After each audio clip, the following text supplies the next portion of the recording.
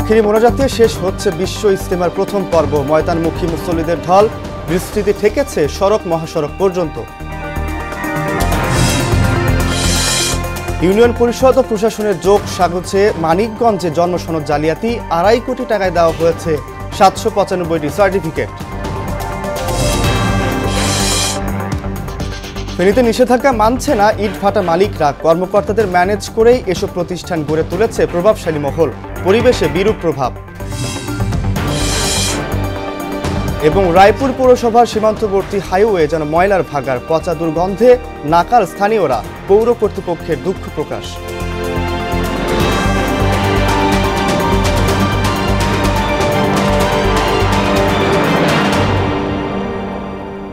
আসসালামু আলাইকুম, সবাইকে মোহনা সংবাদে স্বাগত। শুনছিলেন শিরোনাম, সঙ্গে আছি আমি আব্দুর রউফ। এবার বিস্তারিত। বিশ্ব ইজতেমার প্রথম পর্বের আখেরি মোনাজাতে অংশ নিতে নানা ভোগান্তি উপেক্ষা করে টঙ্গীর তুরাগ তীরে ময়দানমুখী মুসল্লিদের ঢল নেমেছে। কিছুক্ষণের মধ্যেই আখেরি মোনাজাত অনুষ্ঠিত হবে। ভোরের আলো ফুটতে না ফুটতেই ঢাকা ময়মনসিংহ মহাসড়কে মুসল্লিদের ঢল নেমেছে। বিভিন্ন যানবাহন, নৌপথে এবং হেঁটে মুসল্লিদের আসতে দেখা গেছে। আখেরি মোনাজাতে শরিক হতে ময়দানের আশেপাশের অলিগলি, বাড়ি, কলকারখানা ছাদ আর ঢাকা ময়মনসিংহ মহাসড়কে জায়নামাজ বিছিয়ে অবস্থান নিয়েছেন মুসল্লিরা।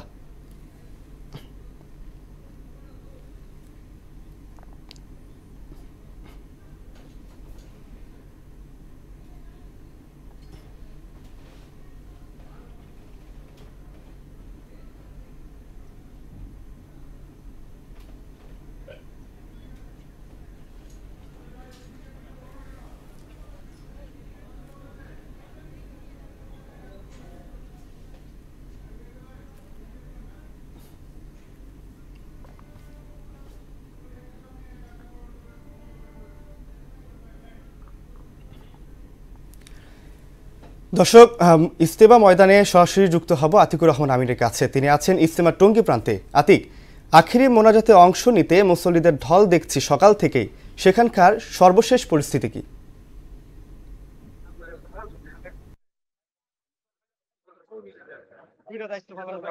আপনি যেমনটা বলছিলেন, ফজরের নামাজের পর থেকে কিন্তু ভারতের মাওলানা আব্দুর রহমান হেদায়েতি বয়ান করছেন, তার সাথে সাথে কিন্তু বাংলায় তর্জমা করছেন বাংলাদেশের আব্দুল মতিন। তো এই মুহূর্তে কিন্তু মুসল্লিরা, ধর্মপ্রাণ মুসল্লিরা কিন্তু হেদায়েতি বয়ান শুনছেন। তো আমি যদি আপনাদেরকে একটু দেখানোর চেষ্টা করি যে এখনো পর্যন্ত কিন্তু মোনাজাতে অংশ নেওয়ার জন্য কিন্তু দলে দলে মুসল্লিরা কিন্তু ময়দানমুখী হচ্ছেন। তো আমি আপনাদেরকে আরেকটা বিষয় জানিয়ে রাখতে চাই যে আপনারা জানেন যে গত মধ্যরাত থেকেই কিন্তু ওই ঢাকার দৌড় এবং আব্দুল্লাহপুর থেকে ইজতেমা ময়দান এবং স্টেশন রুট থেকে কিন্তু মিরের বাজার এবং স্টেশন রুট থেকে চান্দনা চৌরাস্তা পর্যন্ত উভয়মুখী রাস্তা কিন্তু বন্ধ করে দেওয়া হয়েছে মুসল্লিদের কিন্তু আসা যাওয়ার সুবিধার্থে। তো আমি কিছুক্ষণ আগে কথা বলেছিলাম যে ইজতেমার যে মিডিয়া সমন্বয়ক হাবিবুল্লাহ রায়হান, তিনি আমাকে যেমনটা বলছিলেন যে এবারেই প্রথম কিন্তু এই আখেরি মোনাজাত মোনাজাত অনুষ্ঠিত হবে এবং 9টা থেকে 9:30টার মধ্যে কিন্তু প্রথম পর্বের আখেরি মোনাজাত হওয়ার কথা রয়েছে।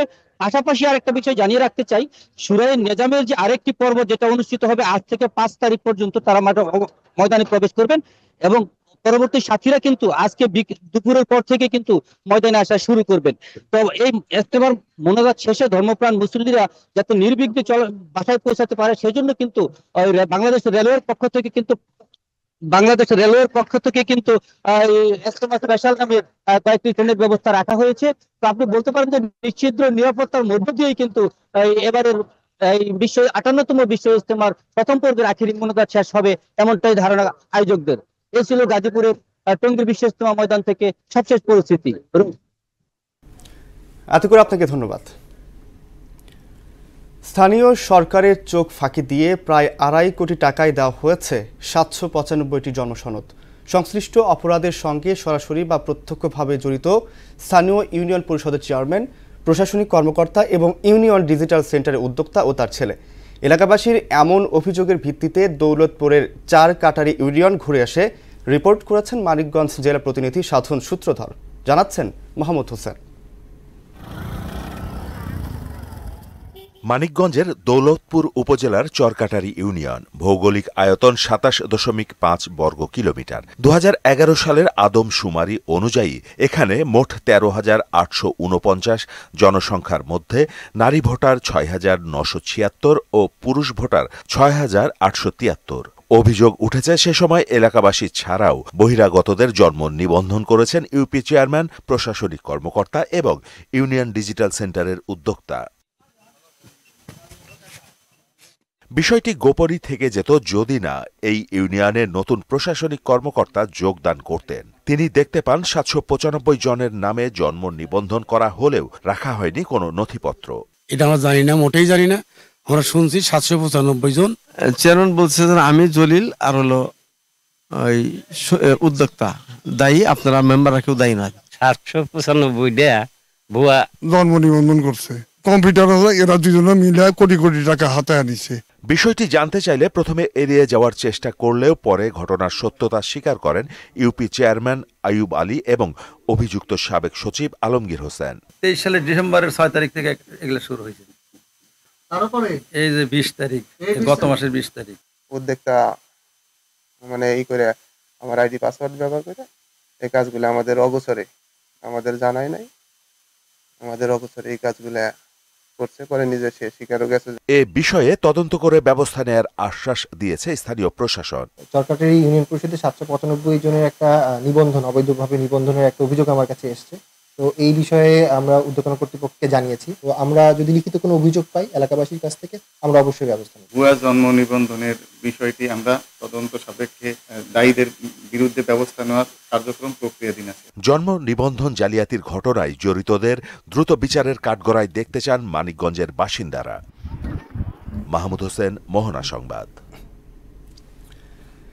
নিয়ম নীতির তোয়াক্কা না করেই ফেনীতে যত্রতত্র গড়ে উঠেছে অবৈধ ইটভাটা। পরিবেশ অধিদপ্তরের কর্মকর্তাদের ম্যানেজ করেই এসব ভাটা গড়ে তুলেছেন স্থানীয় প্রভাবশালীরা। অধিকাংশ ভাটা গড়ে উঠেছে বাড়ির আশেপাশে।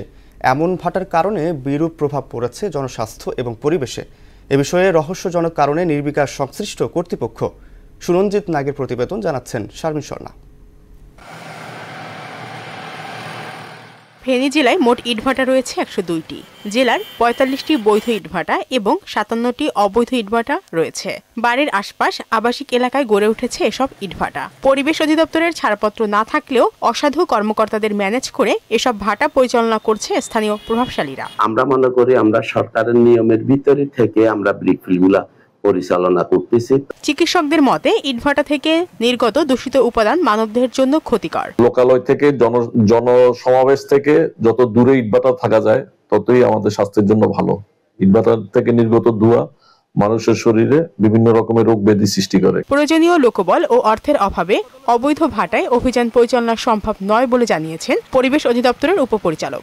মোবাইল কোর্ট করেছি, ৩টা ইটভাটাকে সম্পূর্ণরূপে উচ্ছেদ করেছি, আর ৫টা ইটভাটায় আমরা ৫৮ লক্ষ টাকা জরিমানা করেছি। তবে অবৈধ ভাটা সহ ফসলি জমির টপসয়েল কাটা বন্ধে জেলার সর্বত্রই অভিযান অব্যাহত রয়েছে বলে জানিয়েছেন জেলা প্রশাসক। ফেনী জেলা প্রশাসনের পক্ষ থেকে অবৈধভাবে যে সকল ইটভাটা প্রতিষ্ঠিত হয়েছে এবং যাদের পরিবেশগত ছাড়পত্র নেই তাদের বিরুদ্ধে আমরা নিয়মিত মোবাইল কোর্ট কার্যক্রম পরিচালনা করছি। পাশাপাশি ফসলি জমির টপসয়েল কেটে যে ইটভাটায় ব্যবহার করা হয় সেটি আইনত দণ্ডনীয়। সেগুলো বন্ধ করার জন্য কিন্তু প্রতিনিয়তই আমাদের মোবাইল কোর্ট পরিচালিত হচ্ছে। দ্রুত এসব ভাটা বন্ধে প্রয়োজনীয় ব্যবস্থা নেবে কর্তৃপক্ষ, এমন প্রত্যাশা স্থানীয়দের। মোহনা সংবাদ। রায়পুরের পৌরসভার সীমান্তবর্তী বর্ডার হাইওয়ে যেন একটি ময়লার ভাগাড়। সড়কের পাশে খোলা স্থানে ফেলা বর্জ্য পচে বাতাসে ছড়াচ্ছে দুর্গন্ধ। দিনের পর দিন খোলা স্থানে এভাবে ময়লা আবর্জনা স্তূপ করে রাখায় নাকাল এ অঞ্চলের মানুষজন সহ চলাচলকারীরা। বিষয়টির জন্য দুঃখ প্রকাশ করলেন পৌর প্রশাসক। নাজিম উদ্দিন রিয়াদের প্রতিবেদন, জানাচ্ছেন বুশরাত জাহান।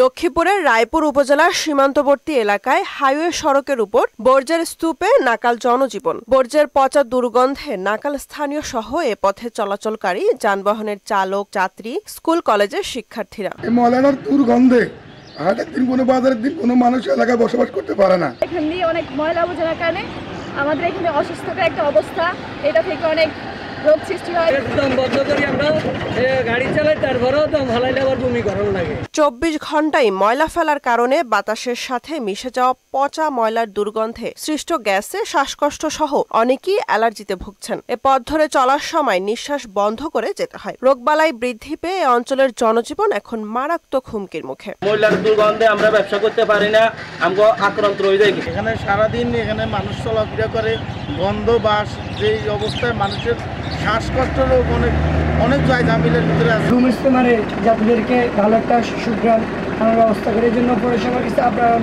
যে ময়লাগুলো অতি তাড়াতাড়ি যেন এই জায়গা থেকে সরিয়ে নেয়। বিষয়টি নিয়ে রায়পুর পৌর প্রশাসন অবগত আছে জানিয়ে পৌর প্রশাসক জানালেন, অন্য কোনো জায়গা না থাকায় বাধ্য হয়ে এখানে ময়লা ফেলতে হচ্ছে। বললেন, ময়লা ডাম্পিং এর জন্য সরকারি বরাদ্দ রয়েছে, ব্যবস্থা নেওয়া হবে। রায়পুরের ভিতরে এরকম কোনো জায়গা নাই যেখানে আমরা এই ময়লাগুলো নিয়ে আমরা স্টোর করতে পারি। তবে একটা ভালো নিউজ হচ্ছে, আমাদের IUIGP প্রকল্প বা সরকারিভাবে আমরা একটা বরাদ্দ আমাদের রয়েছে এই ডাম্পিং স্টেশন করার জন্য। যদি এখানে আমাদের কোনো জায়গায় কোনোভাবে আমরা একটা জায়গা ম্যানেজ করতে পারি, 100 শতক জায়গা, সেই ক্ষেত্রে আমরা একটা ডাম্পিং স্টেশন করতে পারবো। ভোগান্তি লাঘবে প্রয়োজনীয় ব্যবস্থা নেবে কর্তৃপক্ষ, এমনটাই দাবি ভুক্তভোগীদের। বুশরাত জাহান, মোহনা সংবাদ।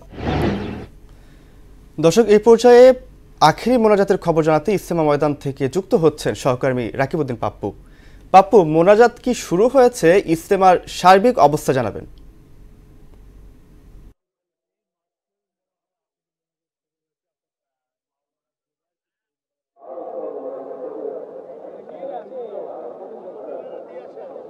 রৌফ, আপনি যেমনটি বলেন, এই মাত্রই মনে হয় আখেরি মোনাজাত শুরু হয়েছে, অর্থাৎ মাওলানা জুবায়ের কিন্তু এই মোনাজাতটি করবেন। আপনি জানেন যে মুসলিম উম্মার দ্বিতীয় বৃহত্তম জামাত কিন্তু এই পায়ে হেঁটে, কেউ পিকআপে করে, কেউ বাসে করে, কেউ ট্রেনের ছাদে করে এই ইজতেমা ময়দানে আসছে শুধুমাত্র আখেরি মোনাজাত অংশগ্রহণ করবে। আখেরি মোনাজাতে অংশগ্রহণ করে দেশের সমৃদ্ধির জন্য, দেশের মানুষ যাতে ভালো থাকে, পুরো মুসলিম জাতি যাতে ভালো থাকে, সেই দোয়া এখান থেকে করার জন্য তারা কিন্তু জড়ো হয়েছে। এবং সময় যত বেড়েছে তত মানুষের আনাগোনা বেড়েছে।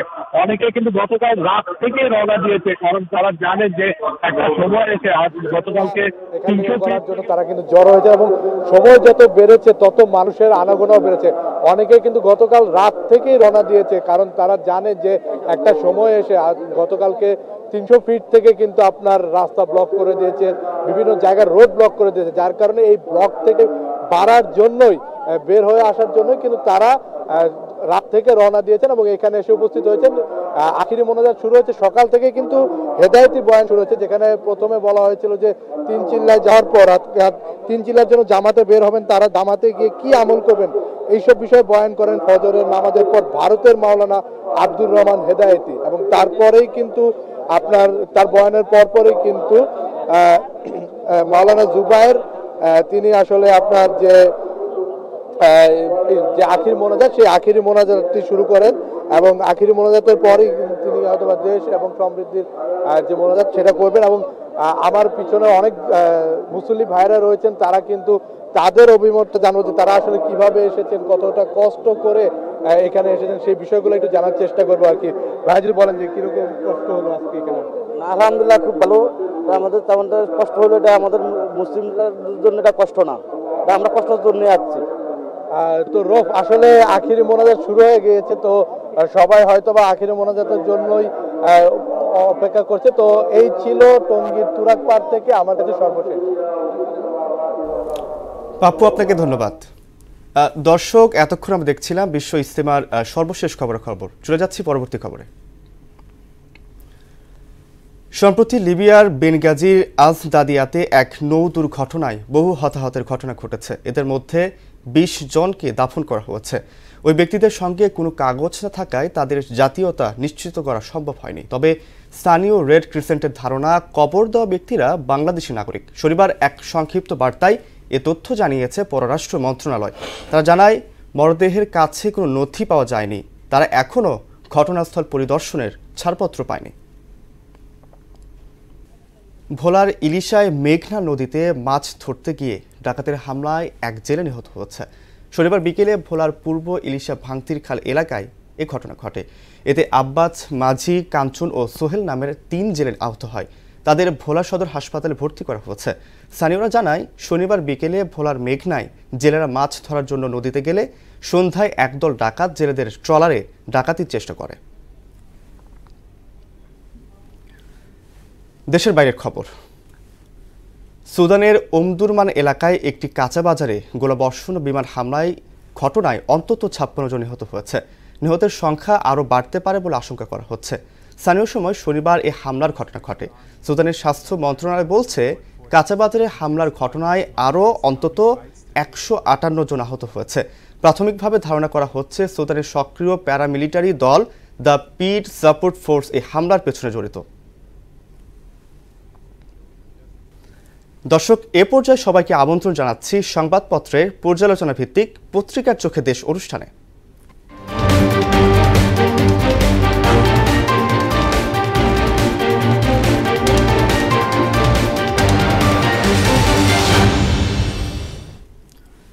দর্শক, অনুষ্ঠানে আজকের অতিথি মোহনা টেলিভিশনের যুগ্ম বার্তা সম্পাদক নাসির উদ্দিন। নাসির, পত্রিকার চোখে অনুষ্ঠানে আপনাকে স্বাগত। নাসির, আমরা আলোচনায় চলে যাব, তবে সবার আগে চলে যাচ্ছি আজকের পত্রিকার শিরোনামে। শুরুতে আমার হাতে রয়েছে প্রথম আলো। এখানে ওনারা যে সংবাদ করেছেন যে ধনীদের কাছ থেকে বেশি কর আদায়ের সুপারিশ। এর পাশে রয়েছে কাজে আসছে না 9 কোটি টাকার 12টি রেডিও স্টেশন। শহীদ পরিবারগুলোর কোনো খোঁজ নিচ্ছে না সরকার। দৈনিক ইত্তেফাক, 21 আমাদের মূল সত্তার পরিচয়, 21-এর টান আমাদের দুঃসাহসী করেছে। এর পাশাপাশি রয়েছে লিবিয়া উপকূলে নিহত 20 বাংলাদেশি সমাহিত। আর রয়েছে নির্যাতন করে বাবাকে মেরেছে, 4 বোন এতিম হয়ে গেছে।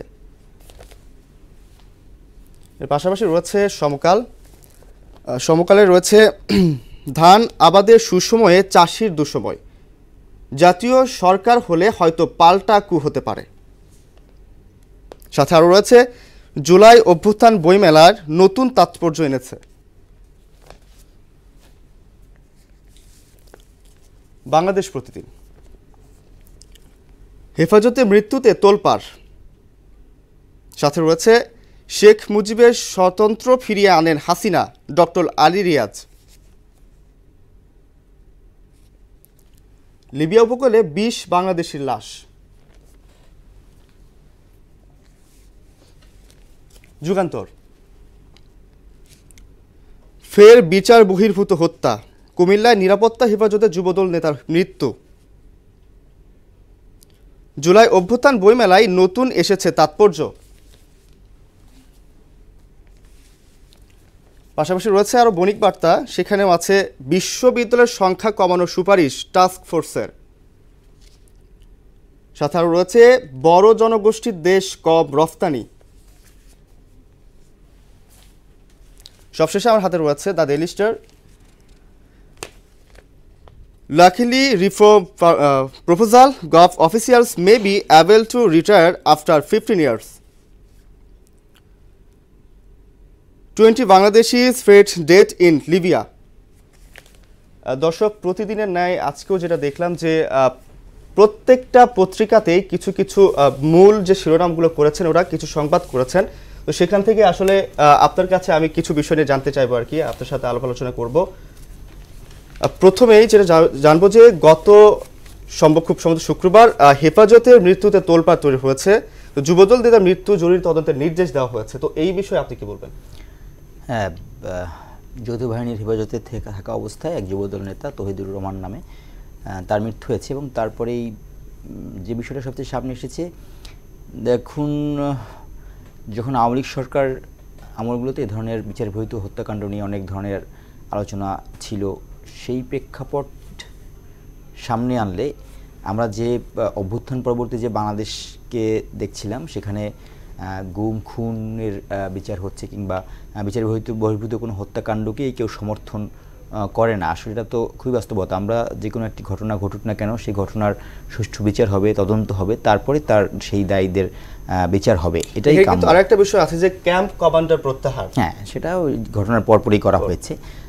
তো বিষয়টা যেটা সামনে আসছে, বিশেষ করে বিএনপি তো যেহেতু যুবদল নেতার মৃত্যু, বিএনপি সেভাবে এটাকে নিয়ে তারা বিভিন্নভাবেই বলছে যে এটা কেন দুঃখজনক, এটা কাম্য নয়, এটার বিচার হতে হবে। এই সঙ্গে সঙ্গে আইন ও সালিশ কেন্দ্র থেকেও সে ধরনের দাবি তোলা হয়েছে। আমরা যেটা চিন্তা করতে পারি, এই ধরনের বিচার বহির্ভূত হত্যাকাণ্ড বন্ধ হওয়া তো উচিত, কারণ আমরা সেই বিষয়গুলো নিয়েই তো আমরা এতদিন যে সমস্যাগুলো পার করে আসলাম, আওয়ামী লীগ সরকারের টানা 16 বছরে এই ধরনের অনেক সমস্যা ফেস করতে হয়েছে। দেশ থেকে বিদেশ থেকে অনেক ধরনের সমালোচনা হয়েছে, বিভিন্ন রিপোর্ট প্রকাশ হয়েছে যেখানে বলা হয়েছে যে আওয়ামী লীগ সরকার আমলে বিচার বহির্ভূত হত্যাকাণ্ডর অনেকগুলো নমুনা আছে, অনেকগুলো ঘটনা ঘটছে। সেই প্রেক্ষাপটে যখন অন্তর্বর্তী সরকার দায়িত্ব নেওয়ার পর থেকে, যদিও এখানে সরকারের কথা আমি বলছি কারণ হচ্ছে এটা নতুন প্রেক্ষাপট সামনে আনার জন্য, যদিও এখানে সরকারের ওইভাবে কোনো ইনভলভেশনের কথা নেই, বাট এই কারণেই আসছে যে তাদের যে ধরনের মোটো ছিল, যে ধরনের প্রতিশ্রুতি ছিল, তাতে করে বিচার বহির্ভূত হত্যাকাণ্ডের বিষয়ে যদিও প্রধান উপদেষ্টার দপ্তর থেকে এ বিষয়ে নিন্দা জানানো হয়েছে এবং সেটি তদন্তের নির্দেশও দেওয়া হয়েছে ইতিমধ্যেই, সুতরাং এটা ভালো দিক। তবে সেটার সঙ্গে সঙ্গে একটি নির্দিষ্ট কাঠামোতে যাওয়া উচিত, যেন এই ধরনের বিচার বহির্ভূত কোনো হত্যাকাণ্ড যেন নাই হয়, হলেও সেগুলোর জন্য খুব দ্রুত এক ধরনের সমাধানের দিকে যাওয়া যায়। সেই সমাধান বলতে আসলে বোঝাতে চাচ্ছি যে এটা যেন না হয়, সেটার কি ধরনের কাঠামো তৈরি করা যায় সেটার দিকে দিতে হবে। হ্যাঁ, আচ্ছা, আমরা জানি যে আমাদের বাংলাদেশ হচ্ছে কৃষি নির্ভর দেশ। তো কৃষি নির্ভর দেশে আসলে আমাদের কৃষিদের নানা সময়ে অনেক ভোগান্তিতে পড়তে হয়, যেমন কিছু আবাদি জমিতে হয়তোবা দুঃসময় চলে আসে। তো এইরকমভাবে সমকালে একটা হচ্ছে ওনারা শিরোনাম করেছে, সেটা হচ্ছে ধান আবাদের সুসময়, চাষির দুঃসময়। আসলে এখানে ধান আবাদের সুসময়ে, চাষির দুঃসময়, এটা বলতে আসলে কি বোঝানো হয়েছে এখানে? এখানে আসলে চাষিদের কোনো দুঃসময় আসছে বা তাদের আবাদ প্রক্রিয়াতে কোনো দুঃসময় আসছে না, দুঃসময় চলছে। আপনি আসছে না, দুঃসময় চলছে। এখন আমি কয়দিন আগে যে ঘটনা ঘটলো যে ফুলকপি 1 থেকে 2 টাকায় চাষি বিক্রি করতে হচ্ছে, যে কারণে চাষি বলছে যে আমি কেন 1 থেকে 2 টাকায় ফুলকপি বিক্রি করবো, যে ফুলকপি বাজারে গেলে 20 থেকে 30 টাকা। এখনও যখন একেবারেই কম দাম, তখনও বাজারে গেলে যে ফুলকপি 20 থেকে 30 টাকা নিতে হচ্ছে, সেটি চাষিকে ছাড়তে হচ্ছে 1 থেকে 2 টাকায়।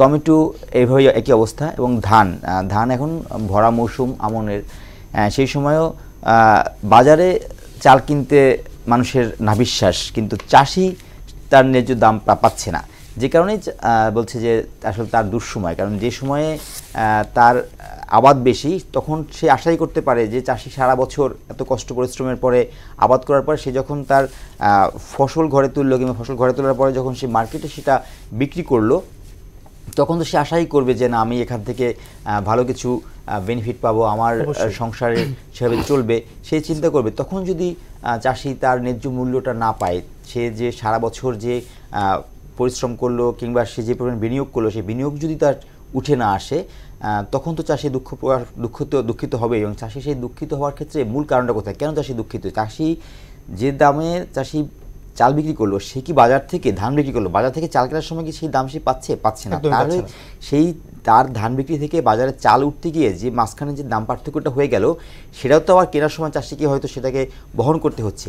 চাষির দুঃখটা, চাষিদের বা কৃষকদের দুঃখটা ওখানেই যে আমি উৎপাদিত পণ্য আমাকে যদি ছাড়তে হয় 1 টাকায়, সেটা বাজারে গিয়ে 20 টাকা হচ্ছে। চাষি যদি তার ন্যায্য দামটা পেয়ে যায় 5 থেকে 10 টাকা, আমি বলছি চাষি পাবে 10 টাকায়, বাজারে সেটা বিক্রি করবে 15 টাকায়। তাহলে এই যে অর্থনীতির এক ধরনের সামঞ্জস্যতা থাকলো, তখন চাষির এই দুঃখটা থাকবে না।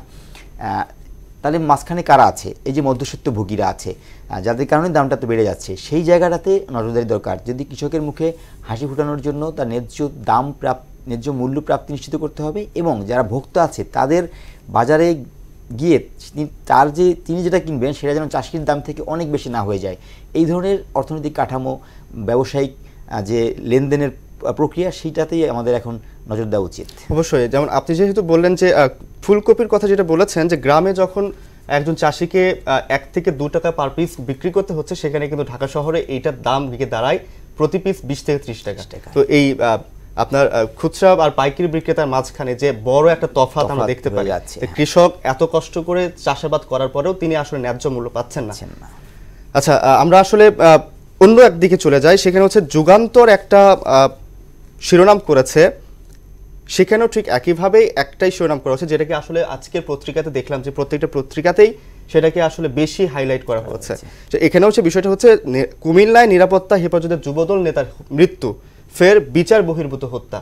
এখানেও ঠিক একইভাবে ফের বলছি ওই কারণে আমি যেটা আপনাকে শুরুতে বলেছিলাম যে আওয়ামী লীগ সরকারের আমলে এই ধরনের ঘটনাগুলো বেশ আলোড়ন তুলতো, বেশ কিছু ঘটনা তখন বর্তমান সরকারের আমলেও কিন্তু ঠিক একইভাবে হচ্ছে। হ্যাঁ, হচ্ছে বলতে এইটা প্রথম ঘটনা। আমি একেবারে হচ্ছে আপনি যেভাবে মানে একেবারে ঢালাওভাবে বলতেছেন, হয়তো এটা হয়তো এই ধরনের আলোচিত প্রথম ঘটনা যেটা এই সরকারের আমলে যেটা হয়েছে, এবং সেটা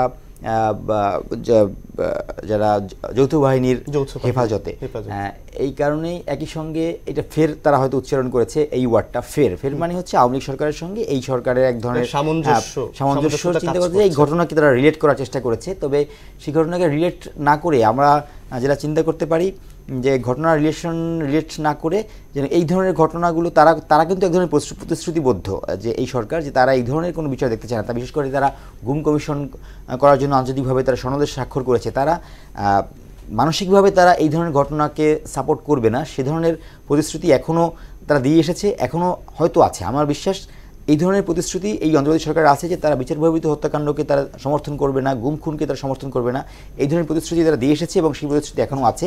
তবে প্রতিশ্রুতি থাকলেই হবে না, সেটা অন্যান্য যারা স্টেক হোল্ডার আছে যাদের মাধ্যমে এই ঘটনাগুলো ঘটে তাদের দিকে তাদের কন্ট্রোল নিয়ন্ত্রণটা স্থাপন করতে হবে। আমি ধরেন এক ধরনের প্রতিশ্রুতি নিয়ে আসলাম, কিন্তু আমার প্রতিশ্রুতি যারা বাস্তবায়ন করবে তাদের উপর যদি আমার কন্ট্রোলটা না থাকে তাহলে আমার প্রতিশ্রুতি সেভাবে কোনো কার্যকর হবে না।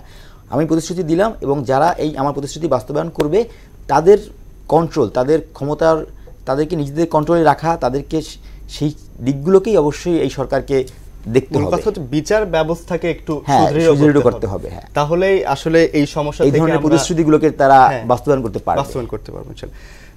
নাসির, আপনাকে ধন্যবাদ। আসলে সময় স্বল্পতা, অন্য একদিন ইনশাআল্লাহ আবার আপনার সাথে আমরা যুক্ত হব। আমাদের স্টুডিওতে আসার জন্য আপনাকে ধন্যবাদ। শেষ করব মোহনার সংবাদ, যাবার আগে শিরোনামগুলো জানিয়ে দিচ্ছি।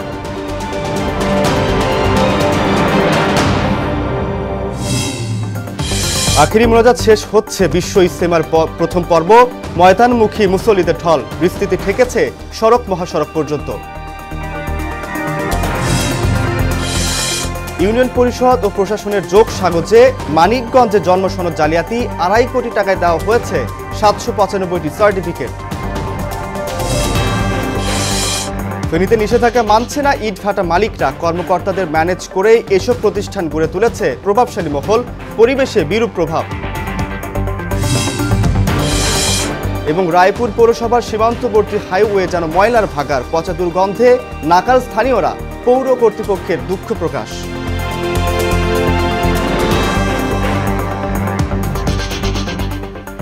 এই ছিল মোহনার সংবাদে। পরবর্তী সংবাদ দুপুর 1টায়, এর আগে সংবাদ এক নজরে দেখবেন দুপুর 12টায়। মোহনার সর্বশেষ খবর জানতে ভিজিট করুন www.mohana.tv। সংবাদ দেখতে পারেন ফেসবুক, ইউটিউবেও। এতক্ষণ সঙ্গে থাকার জন্য ধন্যবাদ সবাইকে।